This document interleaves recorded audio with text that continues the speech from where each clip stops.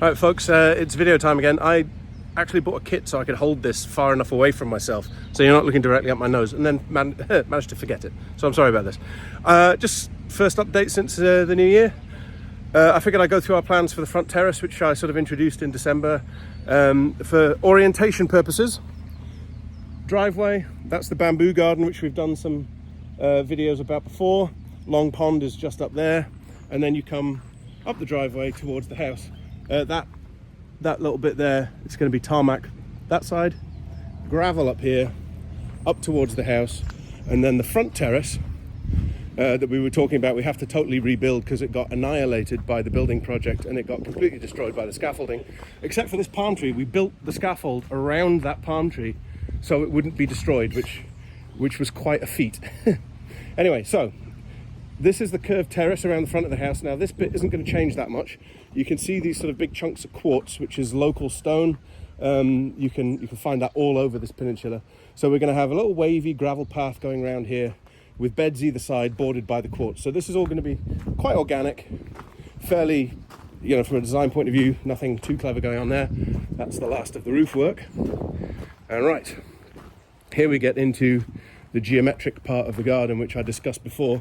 This is the carnivorous bog with everything looking very, very healthy. Carnivorous plants all look a bit ratty at this time of year anyway, so there's nothing much we can do about that, but those are actually all looking really good. And for those of you who are interested in other forms of life, look at all that frog spawn. This is going to be absolutely hopping with frogs in a month or so. So, right, let's have a look here, shall we?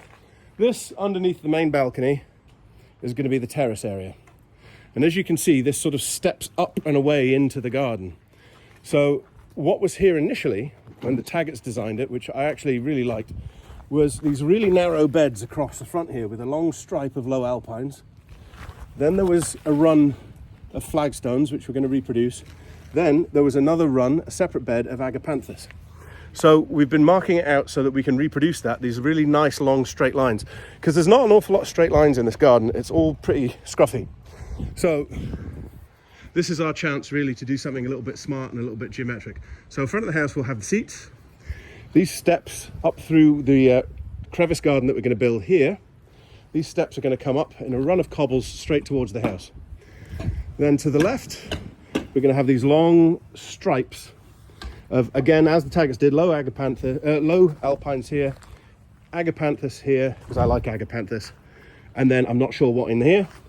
This is going to be a wee terrace, and then a bed in front of the house.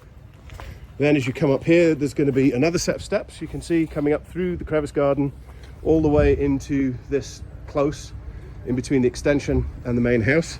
So that's going to be a run again of cobbles. Quite an elevation change up here, which is a real pain in the backside to deal with. And then more stripes that we've sort of marked out, and back to that run of low alpines, and then a rug of agapanthus. And what is probably not so obvious is that what you're going to get here is in front, you can see in front of the alpine bog, there's going to be a square of terrace. Then there's going to be another rectangular terrace pit, and then there's going to be another rectangular terrace bit here. And that is going to move from right into the house to slightly out here to slightly further out. So we're going to have this sort of moving rectangular space flanked either side by these long thin strips of really, really striking, colourful, I was going to say bedding, but it's not going to be bedding. It's going to be mostly bulbs and perennials. I can't be arsed with bedding. I just don't like it. Then we're going to come to the end here. Last wee stripe of cobbles going down to these steps.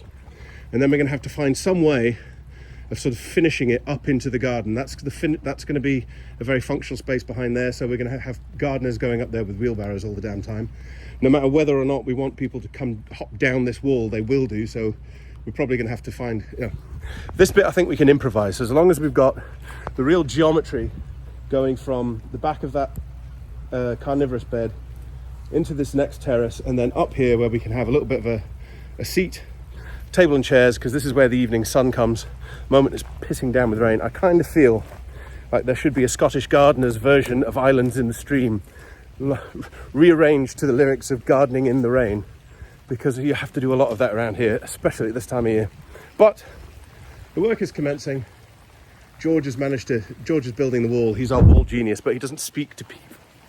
Barely speaks to me, but he's absolutely fantastic at what he does. But I'm going to have to whisper that, otherwise he'll never buy me another pint ever again. Anyway, so there we go. That's what we're up to now. It might be at least somewhat done by the time we open up this year, hopefully at the end of May. But we'll see how we get on.